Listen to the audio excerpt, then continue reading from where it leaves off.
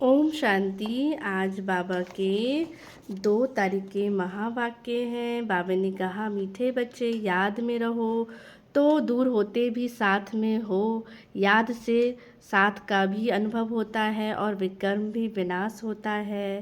प्रश्न है, दूरादेशी बाप बच्चों को दूरादेशी बनाने के लिए कौन सा ज्ञान देते हैं? उत्तर है, आत्मा जैसे चक्र में भिन्न भिन्न वर्णों में आती है, इसका ज्ञान दूरादेशी बाप ही देते हैं।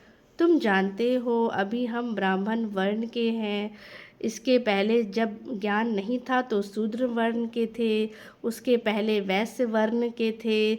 दूर देश में रहने वाला बाप आकर ये दूरादेशी बनने का सारा ज्ञान बच्चों को देते हैं। तो बाबा ने कहा, ये बाप का ही काम है जो हमें क्या है, वर्णों का राज आकर समझाते हैं। पहले तो हमें कुछ पता ही नहीं था, तो इसलिए शूद्र वर्ण के थे।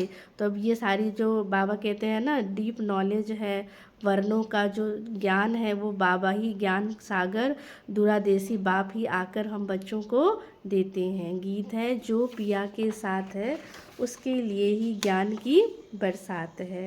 धारणा के लिए मुख्य सार, जीते जी देह अभिमान से गलने का पुरुषार्थ करना, इस पुरानी जुत्ती में जरा भी ममत्व ना रहे।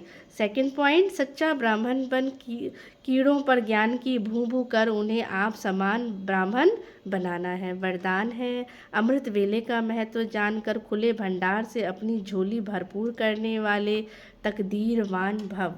अमृत वेले वरदाता भाग्य विधाता से जो तकदीर की रेखा बाबा ने कहा खिंचवाने चाहो खिंचवा लो, क्योंकि उस समय भोले भगवान के रूप में लवफुल है, इसलिए मालिक बनो, अधिकार लो। खजाने पर कोई ताला चाबी नहीं। उस समय सिर्फ माया के बहाने बाजी को बाबा ने कहा, छोड़ एक संकल्प करो कि जो भी हूँ, जैसी भी हूँ, बाबा मैं आपकी हूँ।